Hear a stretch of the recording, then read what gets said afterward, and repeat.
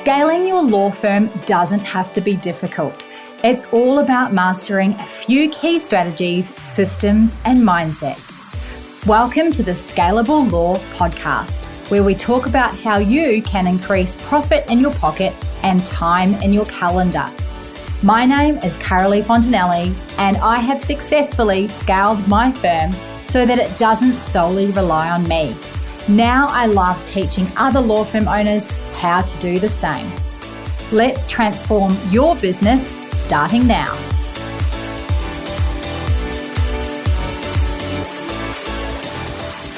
Welcome back to the podcast. I'm super excited today because I am interviewing and have as a guest one of my favorite scalable law clients who has been in the program now for about 12 months. And she has significantly grown in her career and also in her firm. She's come to her firm in a different way from a lot of people.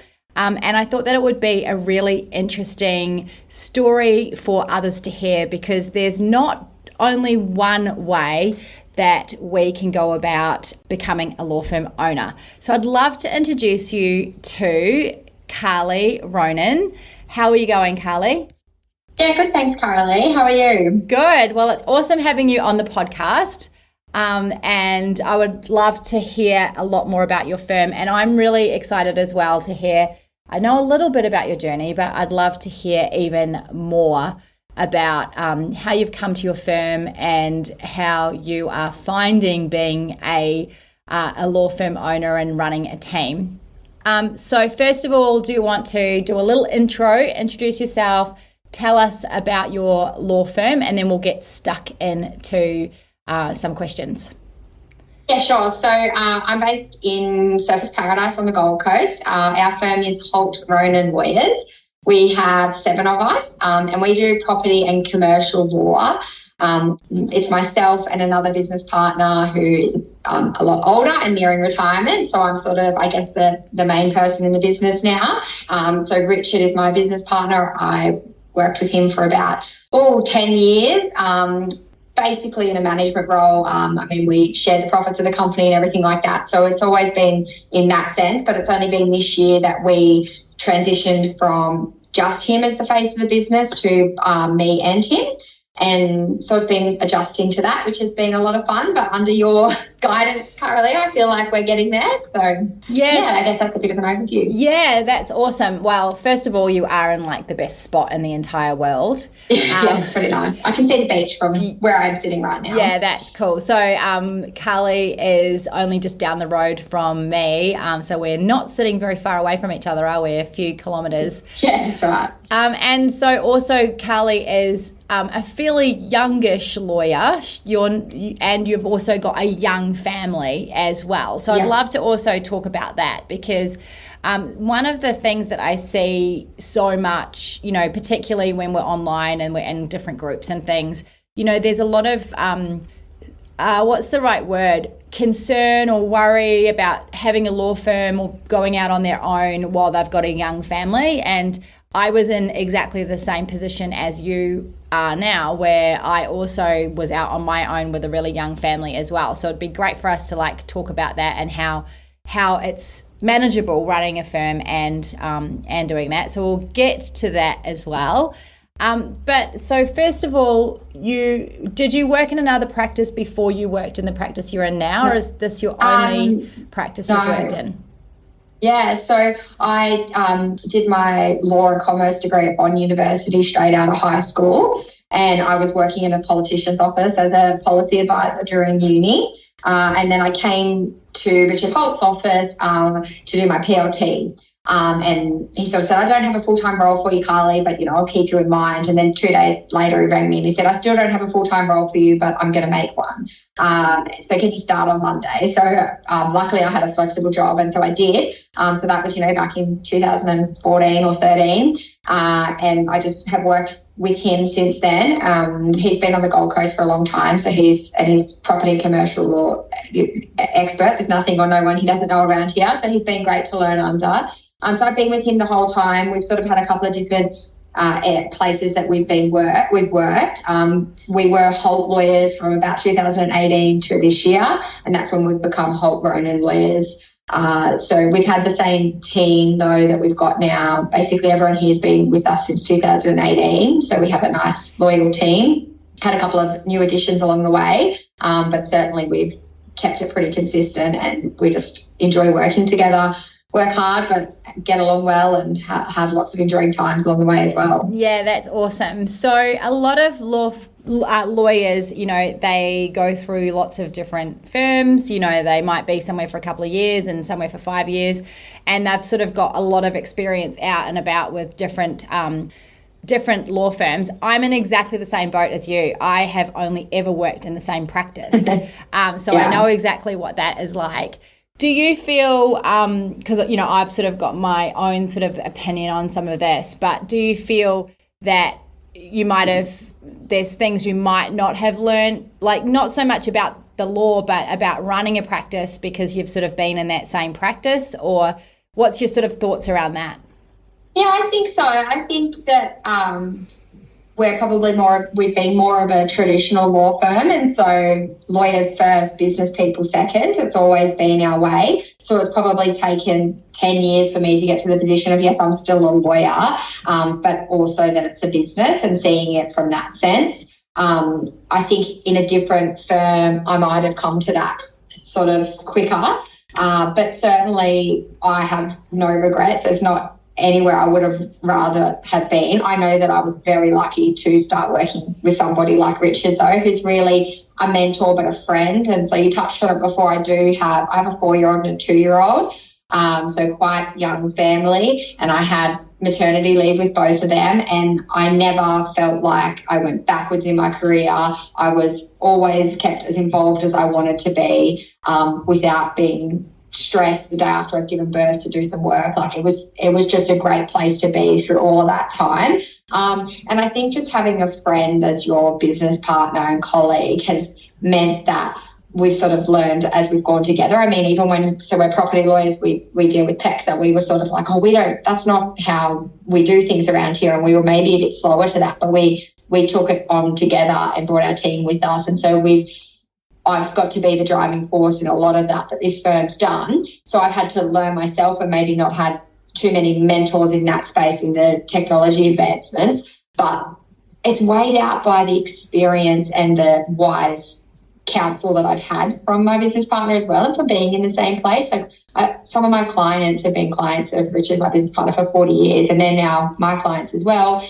And that's so nice that I get to turn up every day and have clients who are my friends. And so I think both ways, but I certainly wouldn't have wanted to be anywhere else over the last 10 years. I have loved coming to work every single day. Yeah, so that's pretty awesome. Good. So as you've sort of come up like as a PLT and then as a junior, and then you've obviously at some point started to have discussions about him potentially retiring and you taking the firm over and things like that. How sort of has that been really organic for you in your practice? Yeah, we're friends first and we work together second. So we've never once had to have a sit down discussion about anything. It's always been, you know, I was off having young kids. My oldest starts school next year, so we always thought that was a good transition point. He still is at work. He works more hours than me, so he's still full-time, full steam ahead, loves coming to work. And so it was never about, you know, giving each other a deadline. It was just when it felt like it had reached that point. And I guess the main change that we felt this year was getting some of our clients to, you know, rather than email him and copy me in, to email me. That's how I like to say to people. And it's been so much better received than I could have ever imagined. I sort of thought no one will really notice, but it's definitely been the opposite. So, yeah, we took a long time to get here. We probably could have done it a few years ago, but, you know, I had a baby at home and I didn't feel like I wanted the maybe responsibility of having a law firm. Even though for all intents and purposes I did, because, you know, I helped manage the staff, I hired staff, I was did all of the marketing and the admin side for our business, as well as being a lawyer. So, yeah. Yeah, that's awesome. And so with going from being, say, a senior associate, I'm assuming you were previously, to now being a partner, do you feel like that has really helped with building authority in the business? I think it's helped with building authority, but I think probably more than anything, it's helped my mindset. So certainly, Richard, my business partner, has always treated me as equal to him and told everyone, contact Carley. She's the one who's going to be doing the work. She's the one you want. And our clients knew that, but I guess in my mind, I needed that push. And you have been very good about that, Carley, in some of our chats, in making my own network, so not relying so much on him. So that's part of the reason I joined your program, I think probably about 15 months ago, was to sort of start that process. And definitely this year I have ramped that up. So when I go places, I can say I have my own law firm. I work in a law firm or something like that I would have said. So it's just about that mindset shift. And certainly some of our clients, so we're pretty lucky, our firm, we have a lot of repeat clients. Yes, we need to always bring in new work, of course, but, a large majority of our clients repeat their businesses and we do all their work for them. So just for them, that authority that I don't need to run things by Richard, or if Richard's not here, that's fine. Carley is 100% across it, which I was, but in their minds now, I guess they know that without doubt. So yeah. And so one of the things that I know we talked about when you first joined the program, and also I have had these conversations with lawyers who are in exactly the same position, where they're coming into an existing, strong branded firm where the principal has a lot of referral partners and things like that. So it's not just also for lawyers who are coming into partnerships, but also lawyers who are going out on their own. What I find is that there's a period in your career where you're really a workhorse and your head is down and your bum is up and you're doing a lot of, client work, billable work, and you're not actually getting out and about and creating that authority for yourself, that brand authority. And so I think one of the conversations we had is, if Richard retires, how will I get work in? Because people don't necessarily know about me, they know about him and the work's coming to him. And so what sort of steps have you created or done in the last 15 months to really build that brand that is Carley rather than Richard?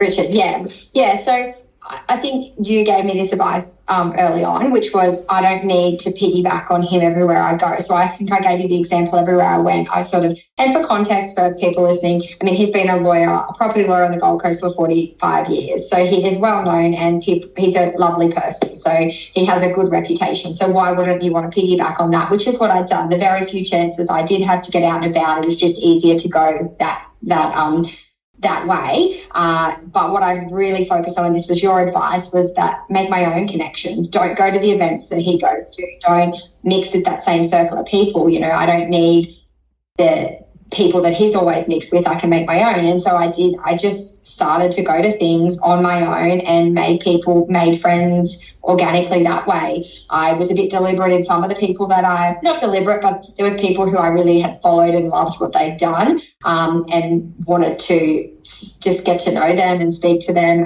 because they seemed like the kind of people that I would want to spend time with.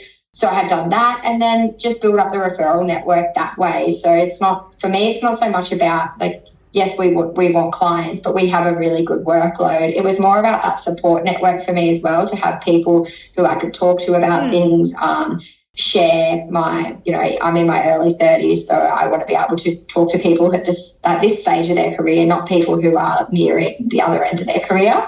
That was really important to me, and it's just happened by going to events around the Gold Coast, by being in your group. I've made some lovely friends in Scalable Law, some that I met at the Scalable, the Law Biz Con last year, and we just send each other notes every now and then when I've got a question in an area they specialise in and I might just need to know something. So it's more just about building those people around me. That's probably been my focus. Yeah, and I think I remember, I absolutely understand how, as you're coming up, that there can be, and this isn't just for you, but others who are in a similar situation as you are, where you're joining a partnership, where there's sort of fear around or uncertainty around, can I actually, stand on my own 2 feet within this larger organization and bring work in and things like that, and not rely on the other partner who's really established to bring the work in.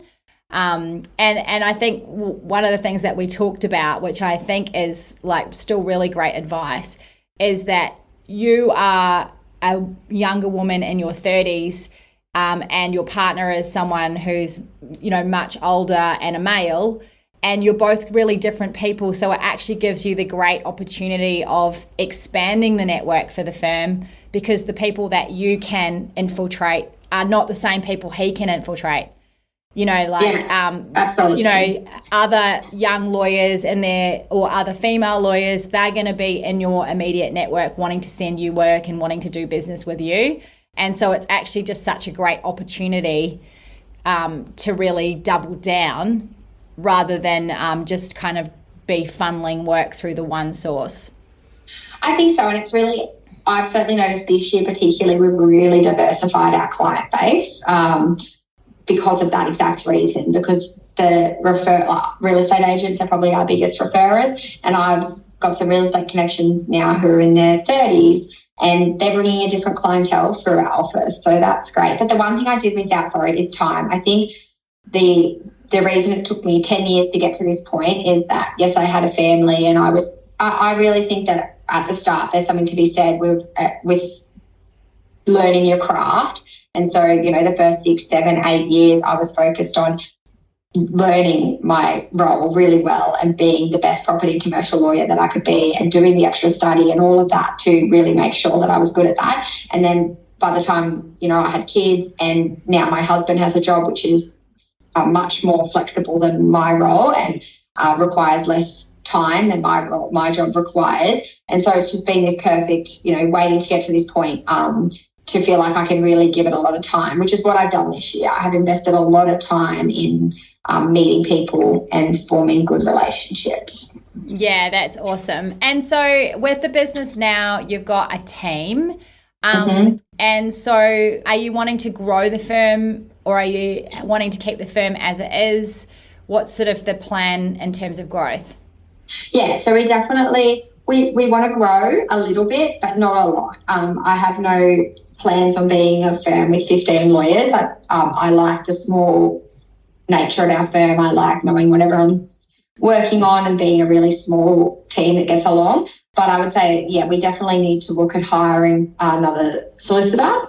So we've got there's 3 lawyers here at the moment, and our workloads are pretty full. So we've got a lot of administrative support, but sometimes you just need another lawyer to get through that. So that's our plan, is to look at hiring a more senior lawyer and fill their workload, and that will free up some of my time. I'm still doing an enormous amount of client work and always trying to squeeze in time for your course and the other things that come along with running a business.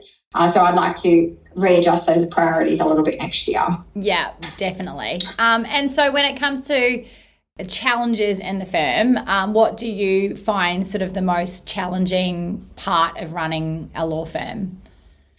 I think the scarcity mindset gets me a little bit, and the niching into one area.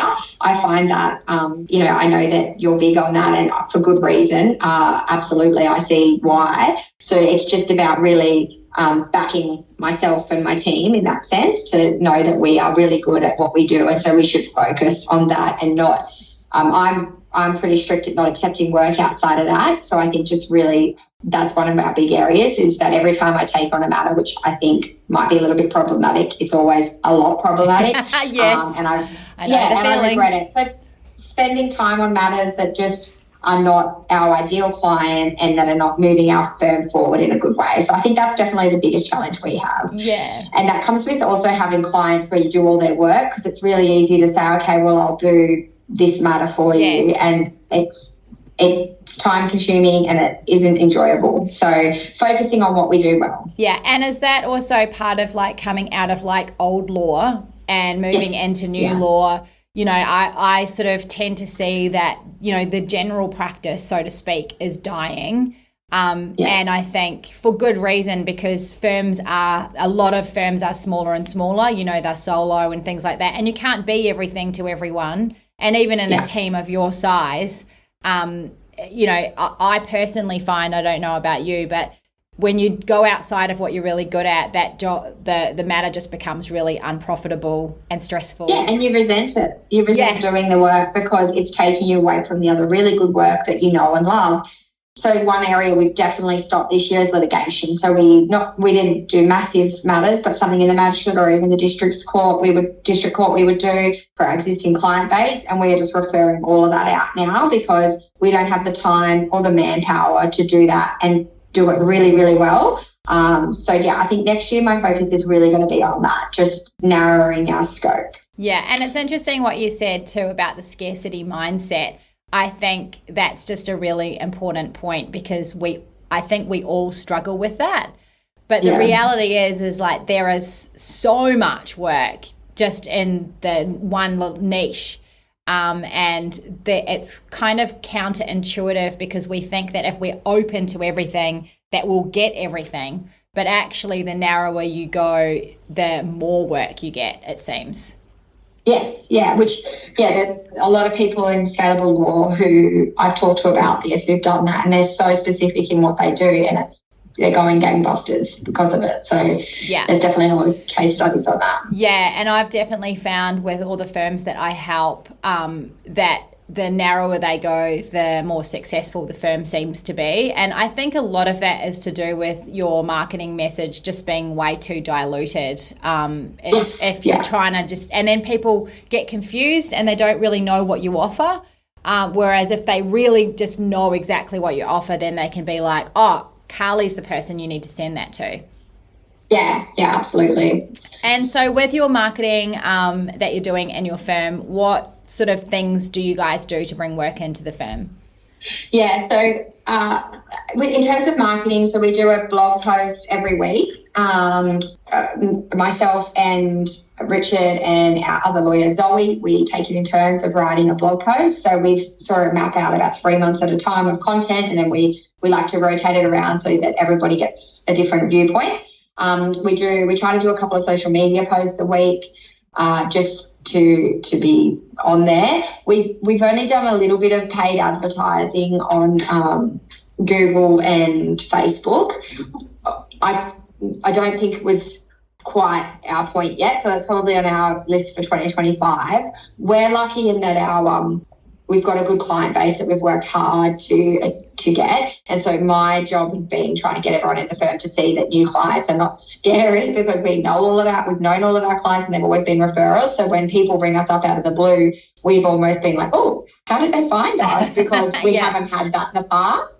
So it's sort of changing that mindset around here as well, that new clients are not scary and we just need to find the process for them. So but we've definitely had and we do email marketing to some agents as well. So once a month, just send them an update on things. Yeah, and are you actively building that marketing, that list? Yes. Yeah. And so we have a few different lists running. So we have a lot of landlord clients. So I have a marketing list for landlord clients where I send them updates on the Retail Shop Leases Act or whatever it might be, a marketing list for agents, so we can run the different ones. But again, probably underutilized in that sense. But just we tried to be a bit more mindful about what people get. So real estate agents are getting an update on their industry rather than an update on, their will or something like that. But so trying to make sure that our email marketing is targeted. Yeah, that's awesome. That's really great. And so with leading a team, how has that been for you? Going from junior, like PLT really, to junior, coming up through as associate, senior associate, and now partner, and that mindset shift that goes with I'm not just a lawyer, I'm also now I'm a leader. And, how has that been for you and what's the challenge been around that? Well, this is one area where I think having a business partner who is different to you has been so amazing, because where I might be a little bit fiery and have some high expectations and want people to work hard, but then I also want to reward them. Richard is far more friendly and gentle than I am. And so I think we balanced each other out in that sense. I have, over the years, calmed down a lot in that people have lives away from work, and encouraging that, and that not everybody has the vested interest that I have always had in work. So that's been a big change for me. But I think we've just created a group here that enjoy coming to work, and we don't go out for lunch every week, but we try to go once a month. We have office drinks once a week or once a fortnight. Days off for birthdays, take them out for their lunch. We just try to create we're not like, yes, we're here to work, but we can also all get along. And so little things like, morning teas and that when we can, and just making sure they're involved in the business as well. Like they want to see it succeed. They've all been excited about our marketing we've done this year. So I'm pretty lucky in the sense that we don't have any staffing problems. There's no discipline required around here. Everyone just comes to work and works hard. But it's taken some time to get our perfect team together, which we've got now. So we've had some not so great experiences with staff over the years. But I'm a big believer in, I think you've said it before, like hire slowly and fire quickly. And so the minute I think somebody's not a right fit for where we are, I have no problems in moving them along, because I think we're a great place to work, and we don't want people here who are going to change the culture of what we've created. Yeah, that's awesome. So you're like super confident in the culture that you've created, and the values that you guys have, and what you guys bring to the table. I think that's really important, because I think as a law firm owner, we can doubt ourselves in terms of what we're like as an employer, and because we're in competition with other firms for clients, yes, but more than that, I think we're in competition with other firms for staff. And so what makes you guys great, and being really confident about that's really cool. So in terms of 2025, what does that look like for you guys? Is it growth? Is it getting more efficiencies in place? Is it mentoring on specific things in the business? What do you think you're going to be doing to shape the business up even more in 2025? Yeah, so I think we've dabbled in quite a few different areas this year. We're trying to get Google reviews, and we're trying to market it. And so it's really just, I've set aside January, because traditionally property lawyers are a bit quieter in January. So I've set aside some dates to do planning meetings with the staff here, and give every staff member an area that I want them to sort of help me take on. But absolutely systems. So that is our one downfall. So I do the same task multiple times a day. Sometimes I think every time this needs a system. So that's our number one thing. And then I think also just, looking to hire somebody else, and then marketing. I really feel like we have only just done 2% of what we could potentially do. So about diversifying our client base, I guess, in that sense, and seeing if that's an area that we're missing out on by not doing enough in. Yeah, that sounds exciting, because you've got opportunity to grow with marketing, and then also you've got opportunity to like systemize so that everything's running like a well-oiled machine, so that you and Richard can have a even like more amazing firm than you've already got.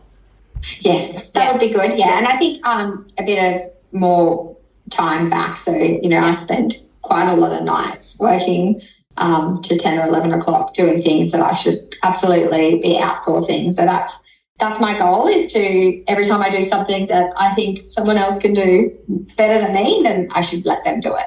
Yeah, that's awesome. And we've talked already about you coming into the accelerator program, because you've implemented everything from scalable law. The firm is stable and growing, and now it's really time to implement those systems, which is what will help you do next year, which will be awesome. Yeah, I can't wait. Yeah. So it's been awesome having you on the podcast. Thanks, I've really loved hearing about your journey. I actually didn't know that you'd been in the same firm for that whole time. And it's just really great for everyone to hear that there's like different ways of becoming a law firm owner. And it can be really organic, like it has been for you, which is like really great. And I think one of the things, or the standout things about you, is that you're someone who over the time you've stepped up into responsibility that whole time during your employment, so to speak. And that's why you've been invited to be, you know, a partner to keep the life of the firm going when Richard is ready to retire. And so, it's really great. And it's such a sweet spot because at some point he'll be going as he wants to go into retirement. And you've got all these years ahead of growing and maintaining what he's built in the first place, which is really cool. Yeah, and we just enjoy working together too, which makes it so easy. And I think that's one thing I would say. I know a lot of people in the program are on their own, but I would have a vote for, you know, there's nothing wrong with having a business partner. You still have full control, and we're very different people, so we complement each other. And I think that's why we're successful too, is because we bring that and we get to have fun along the way. Like we went both, like my husband and Richard and his wife, and we took some clients to a ball on Saturday night, and we have fun together as we go. And I think that, having a business partner is a different approach to a lot of people do when they open their firms. But I couldn't fault it. And I hope he works for another 10 years because I, just enjoy having that partner at work who's just as interested in you and making sure the business succeeds. So yeah, that's awesome. No, I think having a business partner is so great for so many reasons because you've both got the same interest in making sure the firm is like thriving and going well. Yes, but then you're doubling your input. You're doubling the clients you can reach. You might be great at one area of the business like finance or whatever it might be, and he might be great in another area like referral marketing. And so you can both spread yourself across the multiple things that you have to do in a law firm, whereas when you're on your own, you're the only one. So there's definitely amazing benefits, and if you can find that perfect partner like you've found in each other, it's really awesome. So congratulations on your year. Thank you. It has been a very exciting journey watching you go from really an employee into a partner and having your name on the firm and having the firm updated in the the website and the company and all that kind of stuff. And I'll look forward to seeing what happens in 2025, which I know is going to be even better. Thanks, Carley. And I definitely wouldn't have had the confidence or the skills to have done any of that without doing scalable law. So if anybody is like on the fence about it, I really recommend it. You get out what you put into that program, and if you're willing to put in the effort, every part of your business will improve. So highly recommend it. Awesome. Thank you. Thank you for listening to the Scalable Law Podcast, brought to you by the Scalable Business Lounge. If you would love to know how you can get more clients without relying on referrals, head over to scalablelaw.com to watch my free masterclass. Until next time, you have got this.